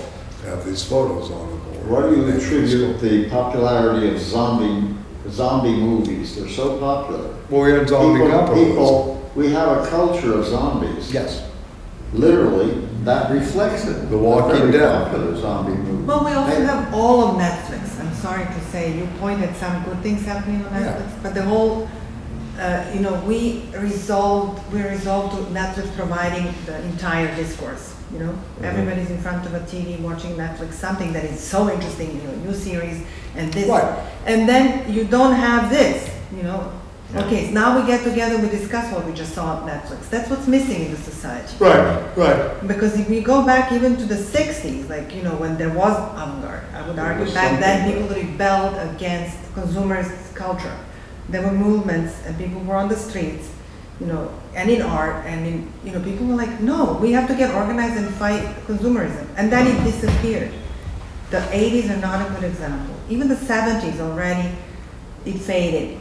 And from there on, we are not rebelling against consumerism at all. We don't teach our kids that it's a thing, that you have to be an anti-consumer. We certainly do not practice it, ever. So how are we going to get out of it? That's still something that we have, that's our condition. Netflix is our condition. Right, but I guess the reason to read this, right, one motivation, if you will, I won't use the word reason, but one motivation is to be able to think dialectically always and be able to see that as an open-ended process. So in a way, it's always already working in you, right, to think this way, and hopefully it opens up. That's only giving me hope. What's that? I'm sorry? This is certainly giving me hope. Yeah. Okay. Yeah. Well, that's one of the principles here is certainly hope, right? In many ways. The principle is hope. But humans are not even afraid to speak to each other now. Like how many times do I go to my friend's house and they tell me we're not discussing, let's say, politics. That's a no. They say that? They're not friends. Those aren't friends. Right. Maybe they're not, but you know what? It's because that was for so long the thing. Tell them to come here. We'll stay. I know. And when I came to this country, that was the thing. We don't discuss politics. It's private. Yeah, it's an American. I'm like, how can that be private? That's what life is. That's philosophy. Well, it's Politics. true. The polos is the actual place of struggle. Yes. You're not struggling. You're struggling individually or as an atomistic existence, the isolation effect that you'll see on Saturdays in Pelias, which is an extension of seriality and, of course, how we become constituted this way. We no longer have observing reason, much less reason as actual practice.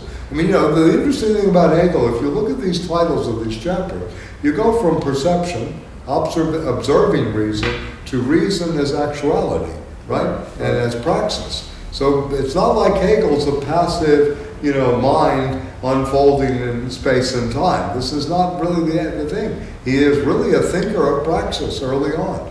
Gramsci comes out of this. Lukács comes out of this. They're all very much, here. Even Althusser. Even somebody called Benedetto Croce, he goes. Well, Croce was the first of the Hegelians in major Hegelian. Gentili was the other one, and Gentili was the other, and the other one, Giovanni Gentili. Right. And you have all this kind of movement going on. So to deny the political in a certain way is to deny life. That's what's really going on. You're just pushing away your little rec room in the suburbs. Mm-hmm. And please leave me alone. Right. It's like Henry Miller says, just, you anesthetize yourself, you sanitize yourself. You don't feel any pain. You don't feel anything. Yeah. The body without limbs, in some ways. And he speaks about this too. Miller is very good on this as a symptom. Politically, Henry Miller was not, even close to being a lefty. But anyway, it's very interesting in terms of writing the symptoms of where consumer culture and other things went. One of the reasons I think Deleuze. I never read any of Henry Miller. Plexus, Sexus, Nexus. I know he's a big name. Yeah, he called America the air-conditioned nightmare. Tropic of Cancer. Tropic of Cancer, Capricorn, the Colossus of Marusui, the Greek things, the smile at the foot of the ladder on the clowns. The air-conditioned nightmare as travels through the United States and his escape. He wrote a book on Rimbaud, which I think is great, called The Time of the Assassins. And people don't realize these ideas are daggers. This isn't child's play. These are people that were risking like crazy. Think of Rimbaud, how much there was being risked there. The surrealists, the symbolist poets.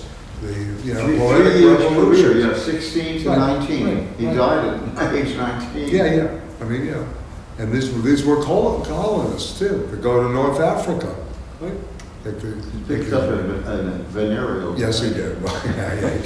Yes, he did. Yeah. Illumination, part 2. Penicillin. The drunken monk. Pre-penicillin. He was shipped back to Marseille, and his sister came down. That's right. What I know about.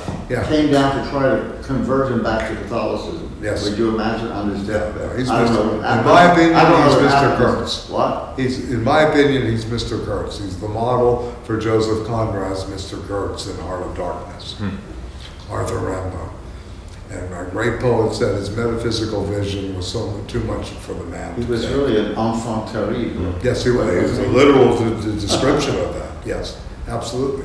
But I mean, again, to go back to this lack of an avant-garde, we don't have figures like this because we also have fame, TV media, manipulation, etc. Celebrity So people are getting excited by Joaquin Phoenix's 3-minute speech at the awards, instead of saying my character was completely off, wall. This is about nihilism, where we are. He goes into this monologue about how we, disturbed we are. But I mean, anyway. But that's where the culture is. It takes anything in at a certain level. As Josh was pointing out, we've lost the critical edge. You're not supposed to criticize anymore. No. This is what it's about. You're being, quote, the term that's always used, you're being negative. Yeah. Right. This is the American thing. You're negative. Un-American. Yes. You're negative. And it's even more sinister than that, the way they Oh, good. I like that architecture, word, in yeah. art, because I happen to have sampled that, how it's the teaching, how schools teach art, architecture, yeah, arts, how they teach science. It's all, like, they completely take out your responsibility for the society. Right. It's all about your own experience, your own life little story, like how you present it to your art. It's not about, no, Danny, if you're an architect or an artist or a scientist, you have to take responsibility for the society, right. the entire humanity, and only Right. from that you can act. Right. That's completely absent from the teacher. So you finish school of architecture and like, we build what we build, who cares? It's like, we don't own it. Like this city's the way it looks, but architects have nothing to do with it. It's not in our hands. Right. No, there's no question about it. I mean, I think the problem in art school today, at least in my perspective, is that it's all practice-based. There's very little critical theory or knowledge even conveyed in that sense. It's all Right. about bring your work in and you make a presentation and it's all in the act of making it. Right. There's no knowledge about it. There's no critical theory of it. It's just, it seems worthless to me. All along, they do have, Walter Benjamin, Adorno, it's all Sure, part of it. but it's Luca Pacioli, superficial, But it's solely superficial. Yeah. Doesn't translate. No, there's to no anything. depth of what does mimesis really mean at a certain level. And it's What does separate. it represent? Yeah. You have those classes, but really that's just like the requirements. Right. And then you have this I mean, sense it's a of very practice. rigorous debate Yeah. about the dialectics of art. It's an exercise in understanding Kantian dialectics and Hegelian Marxist dialectics, what they're doing there. And Adorno criticizing him for not being dialectical enough. And how he comes back, Walter Benjamin, in the work of Art of the Age of Mechanical, Technical Reproduction is a better translation, right? They're not getting any of that, anymore. Yeah, and Arnold Hauser, I mean, even though it's, very basic and not the most advanced thinking, but the social history of art is not taught at all, in a sense. So students get history of art in a very different way. The social and the economic is kind of taken away. It becomes the history of form. Right. Only Aesthetics. that's it. Oh, Yeah, that's I it. mean, it's stats and facts. It's baseball cards. Yeah, baseball, It's excuse me, worse than I'm that. sorry, you just play the cards. Yeah. Okay, Yeah. I'm sorry, Hauser is like light years away from where they teach Right, no boy. art history at this point. Okay. There are no departments of political economy, am I right, in any American? Not that I know of, it's an actual department of. Bertel Oldham wrote a very good essay about that, because that's his field, in politics, he's a professor of politics. I studied with him.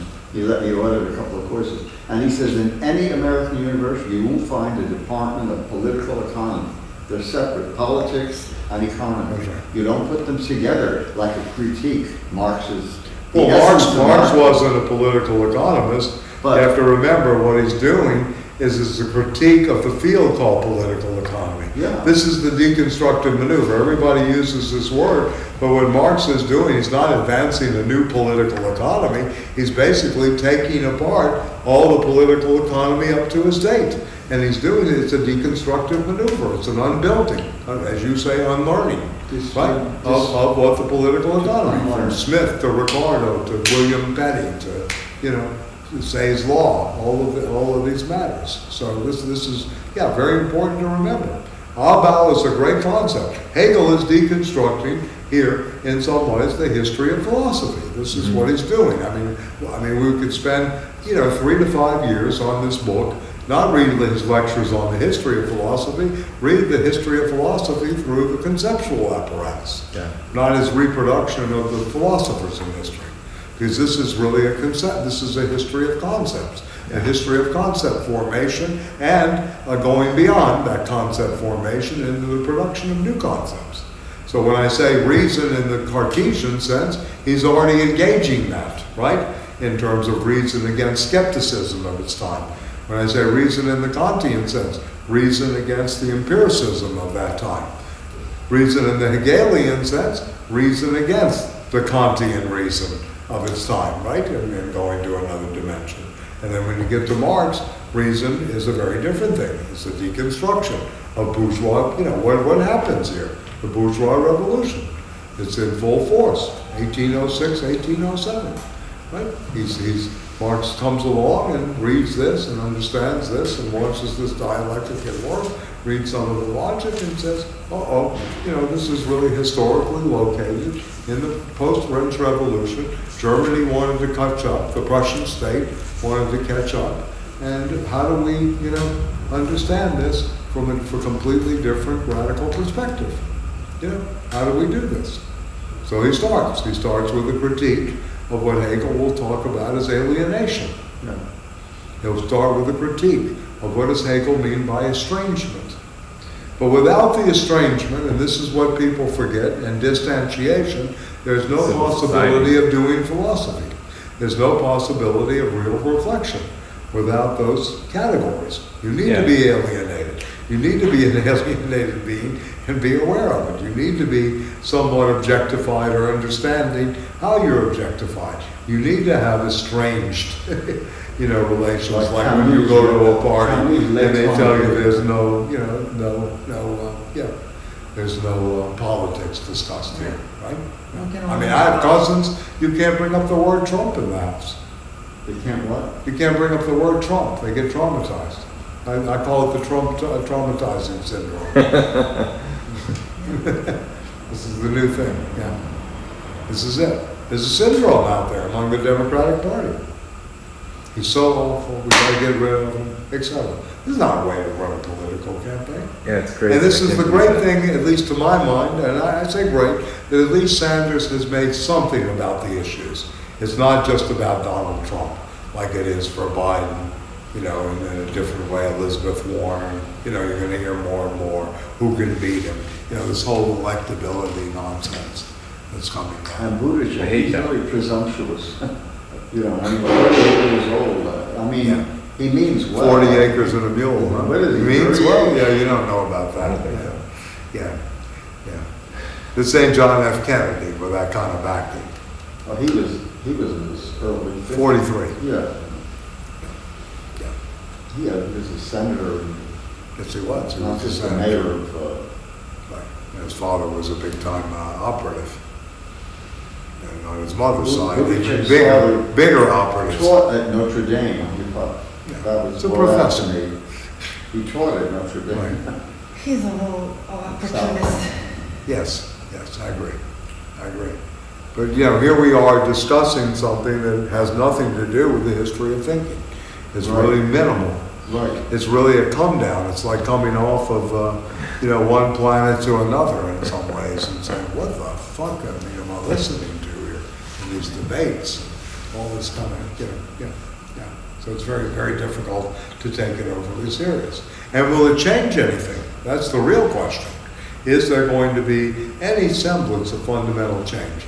Or is it change? This is my thinking about it. I think if a Sanders is elected, it may change elements of the conversation. That's better than But there would be nothing. no fundamental change. Okay, but That's we can better also than speak nothing. about Occupy Wall Street, about Black Lives Matter, about Yeah. all these things that are, it's not part of the discussion, it's not in front of our Right, eyes. right. But people are getting organized, and people are doing groups of action, of activity, like what Yeah, is yeah. it, So, for example, I don't know, have you heard of Rolling Jubilee? Yes. Yes. I mean, that is like, isn't that marvelous? Well, I like National Debt Jubilee better. Right. Debt So that's jubilee what they're for the doing. students, They're yeah. buying, fundraising Right. and buying debt. That is like, that's how, those are the pockets Yeah, yeah, of sure. optimism that I find. Better use But they need, mental okay, go ahead, yeah. influence. They need though connections to the real in the sense of analysis of what's going on. But they are the Right, real. yeah. No, And no. Sanders Well, I is mean, only they're- there to recognize that because Okay, he fair is enough. actually smart and Yeah, can okay. tap into the zeitgeist, Yeah, right? right, And okay. he can I hope that he Okay. can pull the strings and make he's not gonna be the solution at the end to it. He's going to be the beginning step Okay, of, again, maybe this is too. no, I No, agree. no, no. Okay, so let me just say a couple of things. 266, sections 444 through, and I want to do this next time alongside the books, and I'll send out an email on this. Right? Section Page 266. 266, section, proposition 44A, yep, the true spirit, the ethical order. I'd like for you to read that in its entirety, both A and then B, ethical action, and end with that. This is really the study of the law, etc., up to legal status. We can talk about legal status later. Yeah, but that's a good read, and it's about 24 pages. Okay, But tell it's us very again. significant. That's a lot. Page 266, which begins the true spirit and the ethical order, the ethical world, human and divine law, man and woman, right? And then it goes into ethical action, human and divine knowledge, guilt and destiny, all the way up to page 290. Okay? So propositions 444 through 476.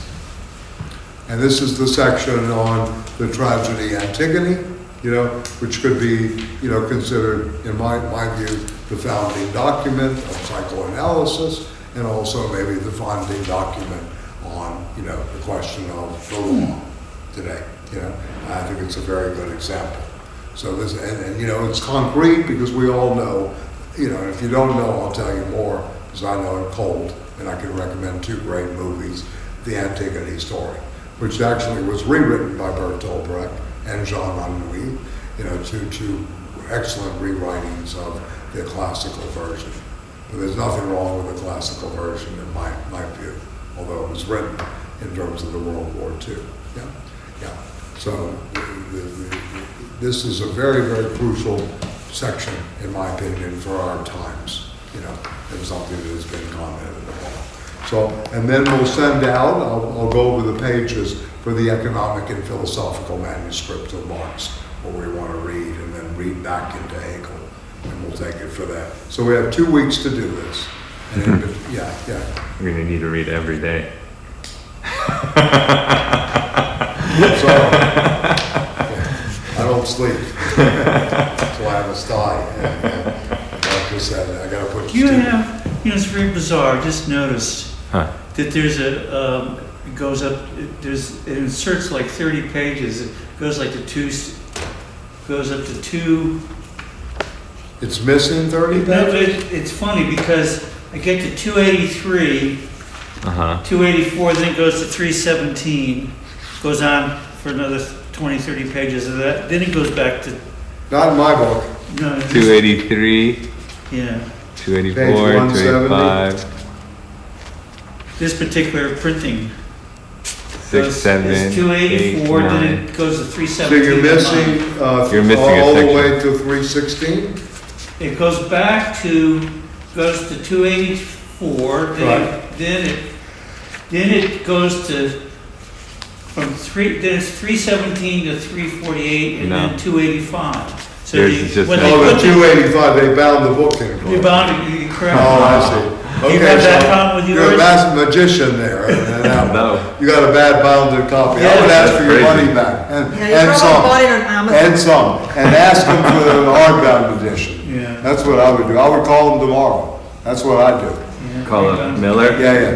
No, call up Amazon and say, I got a book where the pagination was bad. I would like the hardbound edition. And by the way, I Oxford. noticed that there's a new translation from Cambridge.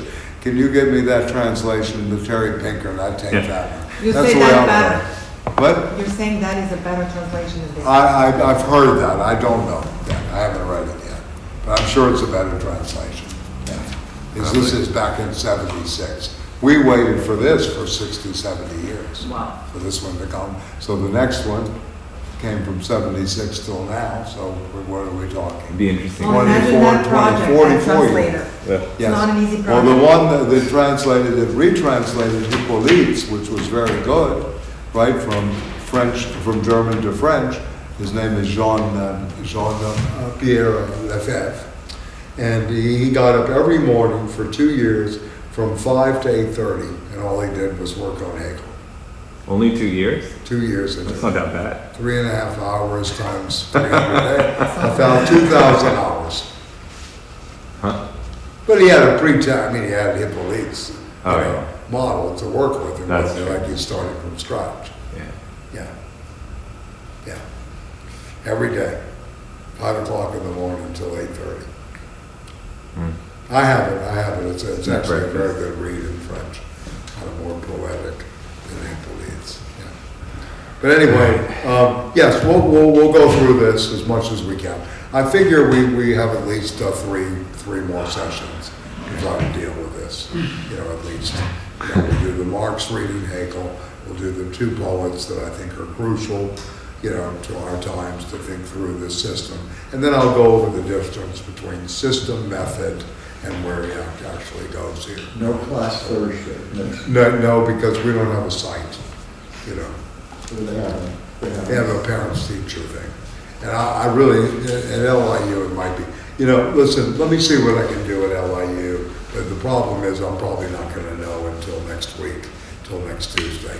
I mean, if we need to read all this, we should take some time. Well, it's not that long, right? I mean, 20 Yeah, but something, like but it's hard, it's dense. 10 pages takes me like... No, I agree. Yeah. No, I agree with you, yeah. Yeah, I have to repeat, like, okay, I just read something, I have no idea. Like, again. I